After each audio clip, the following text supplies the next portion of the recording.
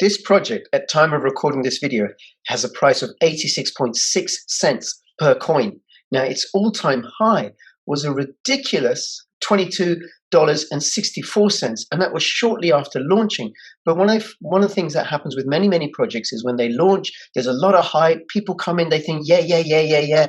And then they face the stark reality that the project or the products that the project's going to offer aren't even built yet. So the price slides as profit takers, and people get fed up and they all leave the project and sell their coin. But the project keeps building and building and building and building. And this is very, very interesting. This increase in volume here, represented by these gray bars, and the price is dirt low. Could the price of this project go back to its all-time highs, would be a 25 times increase from the current price now? Absolutely, it could. And I'm going to talk about why in this video.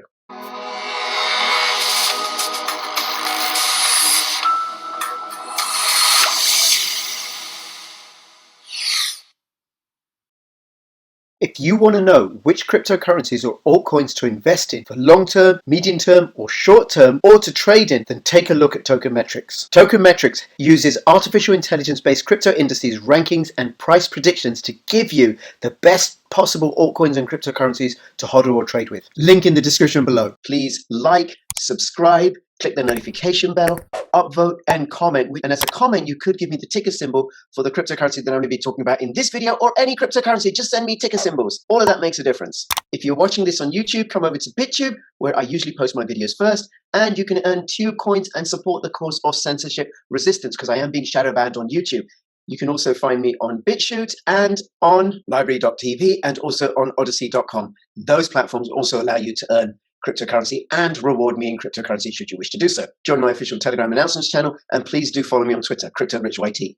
Now, the project in question is Ergo. It is a member of the Blockchain Privacy, Security and Adoption Alliance, and it features other projects that are working together to further the cause of privacy, adoption, and security. And those other projects include Pirate Chain, Sentinel, Komodo, Burstcoin, Ether1, Dragon Chain, and Turtle Network. There are new members who are applying and new members joining. It's going to grow and grow and grow. This is what CoinMarketCap says about Ergo Platform. The Ergo Platform aims to provide an efficient, secure, and easy way to implement financial contracts that will be useful and survivable in the long term.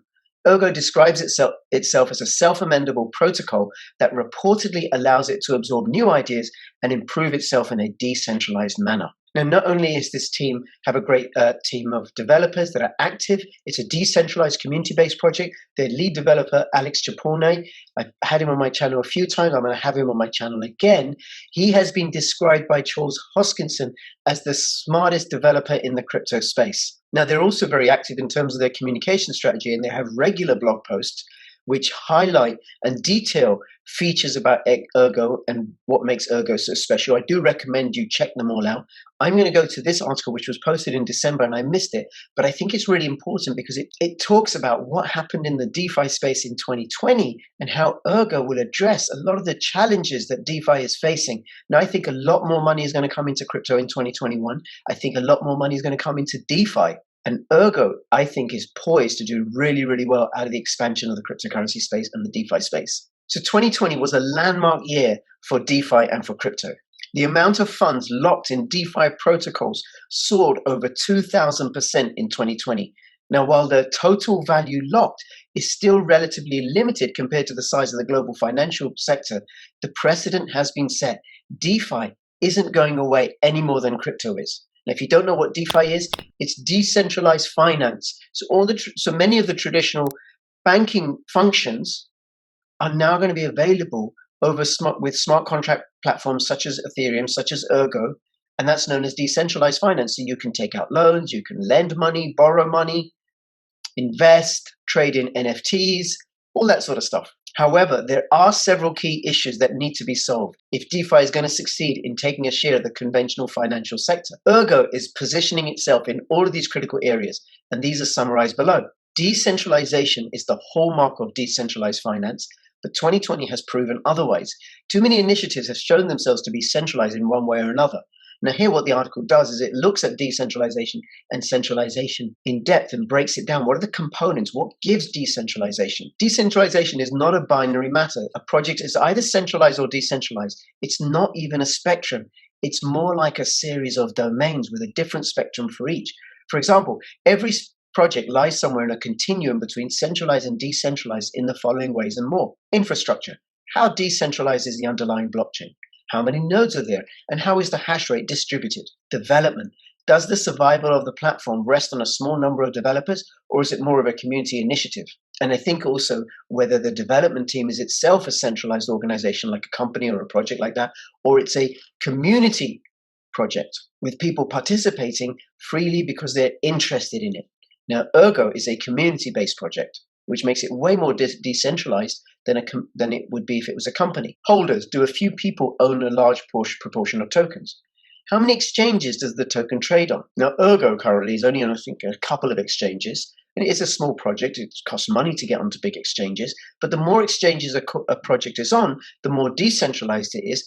And also the more decentralized exchanges that a project is on, the more decentralized it is. Now, in that regard, if it isn't already at the time of recording, Ergo will be integrated onto the decentralized exchanges that are part of the BPSAA, and that includes Komodo's Atomic Dex, that includes Burst Coin's BT Dex, that includes Polarity Exchange, and it also includes Turtle Network. So there you have 4 decentralized exchanges. Will at some point soon have Ergo represented on them, and that doesn't include Ergo's own DEX, which they are building. Are there smart contract risks or potential single points of failure?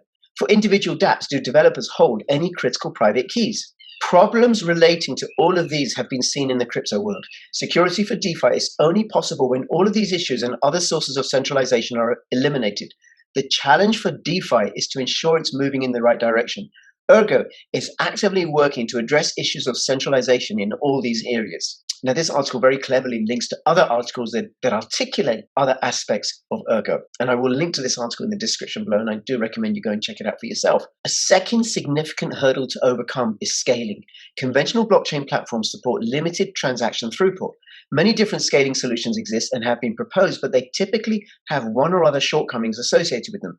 The so-called Scalability Trilemma states that it's difficult to scale a blockchain platform while maintaining decentralization and security. Solutions, including larger blocks, a smaller number of validators, and sharding have all been suggested or are being implemented.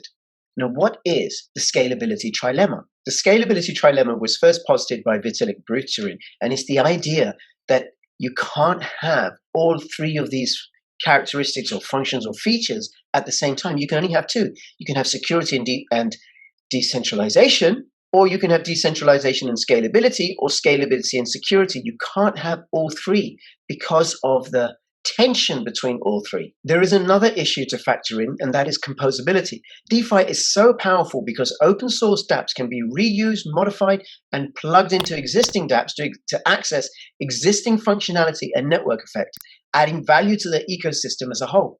Certain applications, including those that use flash loans or involve instant arbitrage, require atomic composability. Now, don't worry, I'm going to translate this in a moment. The property whereby all relevant transactions are executed successfully, or else none are. Certain scaling solutions, including some forms of sharding and L2 platforms, can introduce friction and complexity, meaning that atomic composability does not work reliably or at all. This is the definition of composability from Wikipedia. It's a system design principle that deals with the interrelationships of components. A highly composable system provides components that can be selected and assembled in various combinations to satisfy specific user requirements. In information systems, the essential features that make a component composable are that it's self-contained and modular. It can be deployed independently. Note that it may cooperate with other components, but dependent components are replaceable. And that it's stateless. It treats each request as an independent transaction, unrelated to any previous request. Now, stateless is just one technique. Managed state and transactional systems can also be composable, but with greater difficulty. It is widely believed that composable systems are more trustworthy than non-composable systems because it is easier to evaluate their individual parts. Now, here's another definition from Wiktionary, which is that the composability is the condition of being modular in a variety of ways. So here we see a boy buried under Lego. I just like this picture because I'm using Lego as elements of a composable system. So you could consider these Lego pieces, each Lego piece, as a set of instructions on the blockchain. Do this, do that, however programming language is written. And then what these set of instructions allow you to do is to build different kinds of models. So here's a model of a Lego pirate, possibly someone who uses Pirate Chain as a privacy coin. Now, this is a Minecraft construction. This is a whole other domain from the domain of piracy. Perhaps here they're mining for Bitcoin or Pirate Chaining. This is a Lego construction of the head of Tutankhamun. So from Egyptian history. That's another domain to Minecraft, which is another domain to piracy.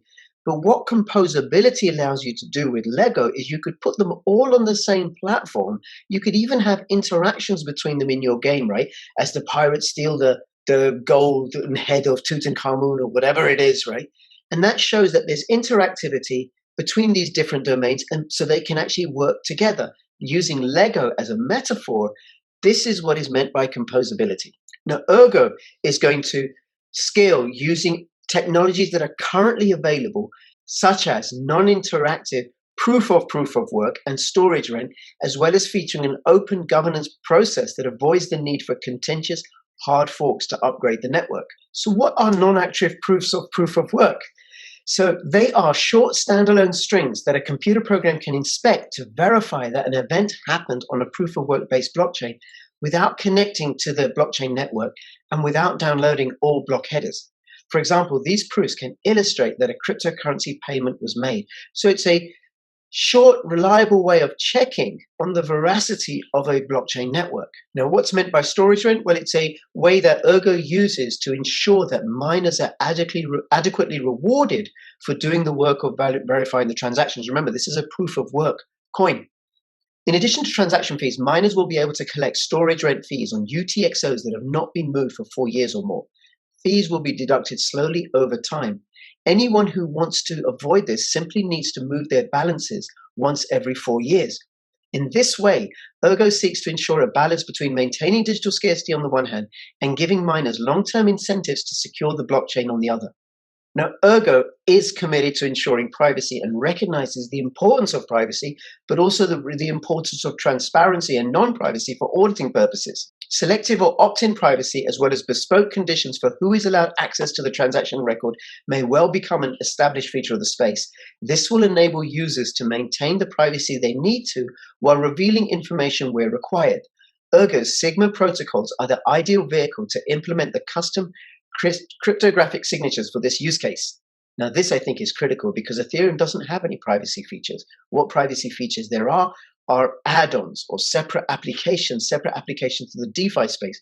Ergo will have privacy built into the DeFi structure at the level of the blockchain protocol. What's clear is that 2020 has been a Rubicon year for crypto. If there was any doubt that the sector was here to stay at the beginning of the year, it is gone by the end. 2021 looks set to be a very interesting year for crypto and DeFi as the themes we have seen over the past 12 months continue to play out. Now, in my opinion, Ergo is really well poised. It's a very, very well designed project. It offers all sorts of advantages over Ethereum. I think the DeFi space has loads and loads of room to grow. Ergo also has the collaboration that comes with the BPSAA projects. And I think that this could be a winner in the months to come. Now, let me know what you think. If you have comments or questions, put them in the description below. Go join the Ergo Discord channel or the Telegram group. Check it all out. And between now and when I see you next, please keep filling your pockets with crypto profits. This is Crypto Rich signing out. All the best. Bye-bye. Keep your crypto safe in an Elipal wallet. Discount link in the description below.